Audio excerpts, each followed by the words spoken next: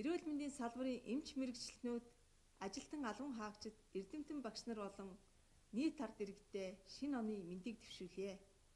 2016 онд улс төрийн сонгуулийн үр дүнгээр бүрэлдэн байгуулагдсан засгийн газарт эрүүл мэндийн салбарыг удирдан ажиллаж байгаагийн хувьд салбарынхаа эрх зүйн орчныг боловсронгуй болгох, иргэддээ эрүүл мэндээс үүдэлтэй санхүүгийн эрсдлээс хамгаалах, эмнэлгийн тусламж үйлчилгээний чанар хүртээмжийг сайжруулах, эрүүл мэндийн салбарын хүний нөөцийн хөгжил, нийгмийн асуудлыг шийдвэрлэх чиглэлээр чамгүй ажлуудыг хийж гүйцэтгэлээ.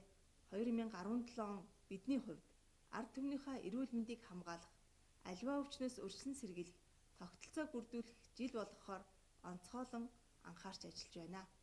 Иймд 2017 оныг эрүүл мэндийн салбарын хүрээнд нийгмийн эрүүл мэндийн дэмжих жил болгон үр бүтээлтэй ажлуудыг хийхээр төлөвлөд байна. Энэ их ажлын ард хөтлөх хүч нь болж байдаг эрүүл мэндийн салбарын хамт олон та бүхний хичээл зүтгэл, үүрэг оролцоо туйлын чухал билээ. Бидний хамтран ажиллах эх 4 жил амжилт бүтээлээр дүүрэн байж, онцлогоо эмчилгээндээ шинэ технологиг нэвтрүүлж, нотлохоон суурилсан анагаах ухааныг хөгжүүлэхийн төлөө эрдэмт хүмүүний оюун ухаанаа дайчлан ард иргэдийнхаа эрүүл мэндийг хамгаалах үлсэд улам их амжилт гаргахыг хүсэн өрөөё.